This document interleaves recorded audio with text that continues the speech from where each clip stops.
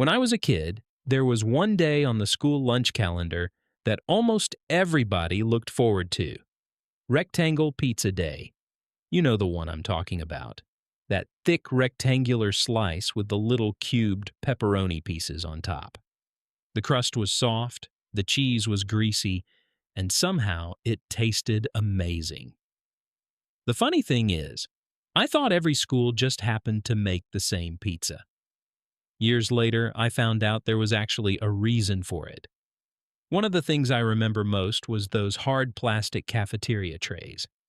Looking back, it's almost like they were designed specifically for that pizza, because the rectangle slice fit perfectly in its own compartment. I also remember some kids doing strange things with it. There were always a few who would cover the pizza in ketchup. I never understood that. It already had sauce on it, but apparently that wasn't enough. My friends and I even came up with a little scam in elementary school. We'd eat almost an entire slice, accidentally drop what was left on the floor, and tell the teacher. Most of the time, we'd get another piece. Looking back, I'm pretty sure the adults knew exactly what we were doing. And if there were leftovers the next day, our school would sell extra slices for pocket change. I remember buying them for around a quarter or 50 cents. They were usually a little soggy by then, but nobody cared.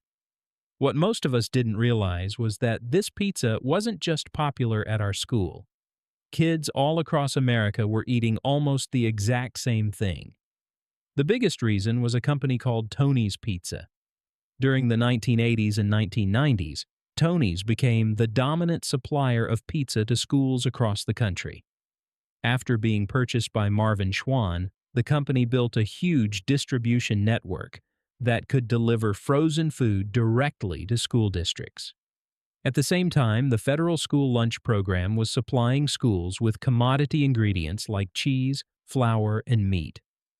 Tony's became extremely successful by taking those ingredients and turning them into ready-to-serve pizzas for cafeterias. The famous rectangle shape wasn't an accident either. It was easy to cut, easy to portion, easy to serve, and it fit perfectly onto cafeteria trays.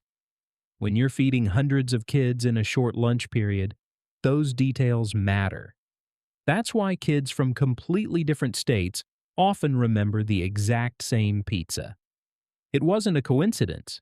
Millions of students were being served versions of the same product through the same school lunch system. But if you have kids in school today, you've probably noticed the pizza isn't quite the same anymore. In the 2000s, new nutrition standards changed school lunches across the country. Schools had to reduce sodium, reduce fat, and use more whole grains. Pizza manufacturers had to reformulate their recipes to meet the new requirements. The rectangle pizza didn't disappear overnight, but the version many of us remember slowly changed. The crust changed, the cheese changed, the overall flavor changed, and for a lot of people it just wasn't the same. It's funny how something as simple as a school lunch can stick with you for decades. But mention rectangle pizza to almost anyone who grew up in the 80s, 90s, or early 2000s, and they'll know exactly what you're talking about. Maybe they bought extra slices. Maybe they put ketchup on it. Maybe they had their own scheme for getting more. Whatever the memory is, chances are it started with that famous rectangle pizza sitting on a hard plastic cafeteria.